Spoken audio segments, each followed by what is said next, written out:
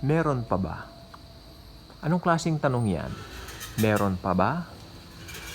Meron pa bang hihigit pa sa pagmamahal at pag-ibig ni Jesus sa atin? Wala. Ang sabi po ng aklat ng Romans 8:31, if God is for us, who can be against us? Ibig sabihin, ultimate love, ultimate standing. I'm out of words. Hindi ko mahanapan ng tamang term kung ano tayo, kung sino tayo sa Panginoong Hesukristo.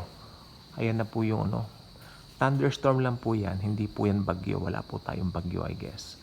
At ibig sabihin po, overwhelmed tayong malaman yung standing natin sa Panginoong Jesus, permanente. Opo, araw-araw we tend to fail, minsan nagbabago yung moods natin. But it doesn't follow na naaalis yung pagmamahal at pag-ibig ni Jesus sa atin. Always nandyan yan. Forever yan. It's only a matter of knowing who you really are in Christ Jesus.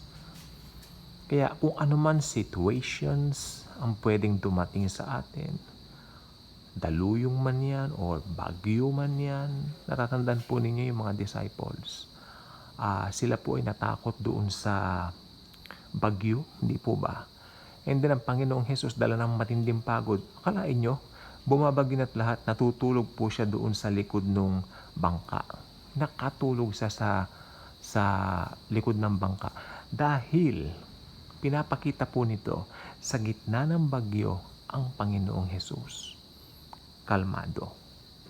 At bilang mga anak niya, dapat ganun din po tayo.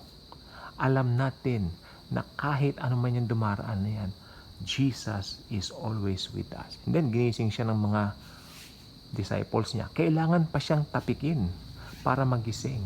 Di po ba? Ibig sabihin, very calm. And then siya po ay bumangon at sinawatan niya yung bagyo. Tumahimik ka, sinabi ng Panginoong Hesus. At ang bagyo po ay kumalma. And then ang mga disciples na uwi po sa pagtataka. Sino ba ito ikang taong ito? Pati bagyo sumusunod sa kanya. Well, siya po ang Diyos na makapangyarihan sa lahat. Walang bagyo ang hindi niya kayang patigilin. Walang bagyo ang hindi niya kayang sawayin. Magagawa lahat ni Jesus dahil siya ang Diyos na makapangyarihan sa lahat. At ang Diyos na Panginoong Jesus na yan ay nabubuhay magpakailanman. Hindi na kailanman mamamatay. Oo, minsan po siyang namatay, pero buhay siya at buhay magpakailanman. At kung mananampalataya ka na niya, siya ay nakatira na sa iyong puso. Walang dahilan para entertainin mo pa ang mga takot, mga doubts, o yung mga dumadaan sa iyong buhay na seemingly parang hopeless case and all that. You know what? Yan ang pakana ng dyablo. Pero ang gusto ng Panginoong Jesus, focus tayo sa Kanya. Tulad ni Pedro na nakalakad doon sa tubig nang nakafocus siya kay Jesus.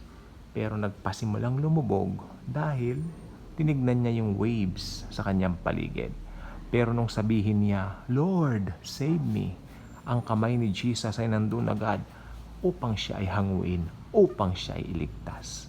Kaya sa atin pong mga mananampalataya, grabe po ang standing natin sa Panginoon. Tayo po ang mga anak na minamahal ng Diyos dahil sa ginawa ng Panginoong Jesus sa krus ng Kalbaryo. Kaya kung hindi ka pa subscriber sa channel na ito, iniimbitahan kitang mag-subscribe na. Huwag mo nang patagalin pa. Click mo na rin ang notification bell, i-share mo ang video ito at nagtitiyak ko maraming magbe-benefit at lalago sa kanilang pananampalataya upon hearing all the messages contained in this channel. Thank you And as always and forever, Jesus truly loves us all.